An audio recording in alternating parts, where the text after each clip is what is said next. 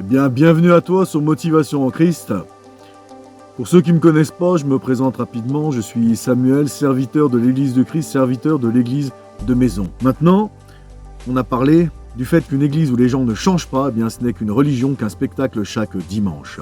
Le but est de changer, de ressembler de plus en plus à notre Seigneur Jésus-Christ, de porter de bons fruits dans nos attitudes, dans nos comportements. Et le premier fruit de l'esprit, dans Galates 5, c'est l'amour. L'amour.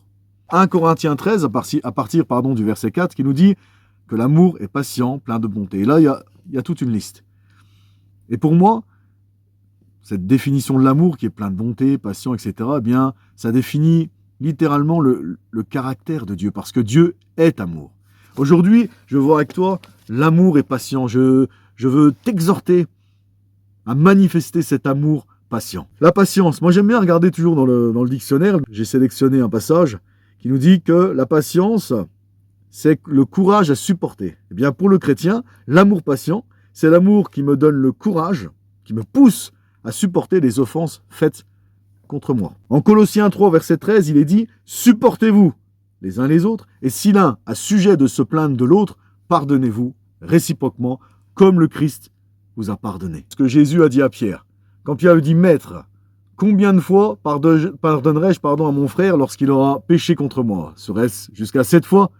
Et Jésus lui répond « Je ne te dis pas jusqu'à 7 fois, mais 70 fois 7 fois. » En gros, ça veut dire toujours, à l'infini. Je fais un rapprochement avec le verset 7 de 1 Corinthiens 13 qui nous dit que l'amour croit tout, excuse tout, espère tout, supporte tout. L'amour, cet amour patient, supporte tout. En Ésaïe 55 au verset 7, il est écrit que le méchant doit revenir à Dieu. Que nous devons revenir à Dieu, et c'est écrit juste derrière qu'il ne se lasse pas de pardonner. Notre Dieu, ton Dieu, ne se lasse pas de pardonner. Combien de fois, si on est honnête, on a dû demander à Dieu pardon? Moi, combien de fois j'ai dû demander pardon à Dieu, je vous le dis, pour mes défauts, pour mes erreurs. Et combien je suis heureux quand Dieu me pardonne encore. Là, j'ai vu vraiment la longanimité de Dieu. J'ai vu cet amour patient parce que, soyons honnêtes, Dieu a une patience extraordinaire envers nous.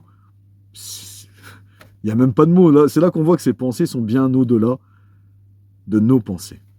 Mais nous, on doit être les imitateurs du Christ. On doit lui ressembler de plus en plus. On doit marcher comme lui-même a marché. Voilà, cette patience, cet amour patient, eh bien, nous devons le cultiver.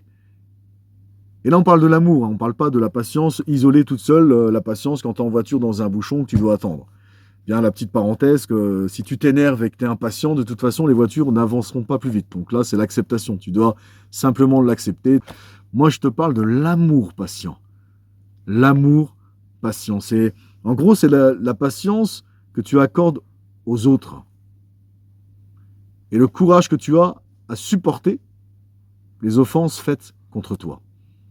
On peut être patient avec quelqu'un qui te paraît vraiment insupportable. Cette personne est insupportable. Je devrais encore lui pardonner alors qu'elle a recommencé. Eh bien, Jésus te dit, oui, comme moi je t'ai encore pardonné, toi aussi, eh bien, pardonne-lui encore une fois. Moi, ce que je peux te dire, c'est que tu peux être heureux si tu reconnais que la réconciliation est beaucoup plus importante que le fait d'avoir raison. Retiens bien ça. La réconciliation est beaucoup plus importante que le fait d'avoir raison. On va pas se détruire les uns les autres des fois. C'est vraiment pour des bêtises. Juste pourquoi? Par orgueil, pour dire j'ai raison. Mais la Bible, elle dit, c'est Jésus qui parle, hein, si ton frère a quelque chose contre toi et que tu es venu apporter ton offrande, laisse là ton offrande. Va d'abord te réconcilier avec ton frère. Matthieu 5 aussi. Heureux ceux qui procurent la paix, car ils seront un peu les fils de Dieu.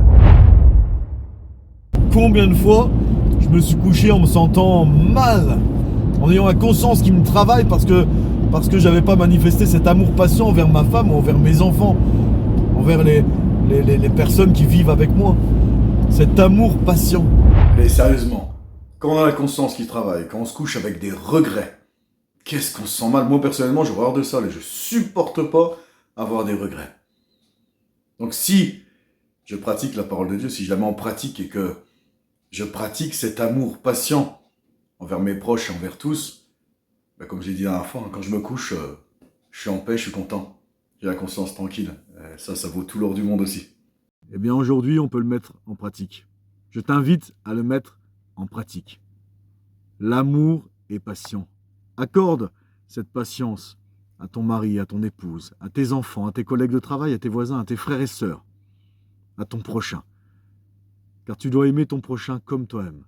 Cette patience que Dieu a envers toi, eh bien, toi aussi, sois patient envers les autres, envers leurs défauts, envers leur caractère. Nous sommes tous des gens imparfaits. Alors nous, chrétiens, on est imparfaits et on tend à être parfaits. Nous tendons à être parfaits, mais on a encore beaucoup de progrès à faire dans beaucoup de domaines. Et je crois qu'au niveau de l'amour, on a vraiment énormément de progrès à faire.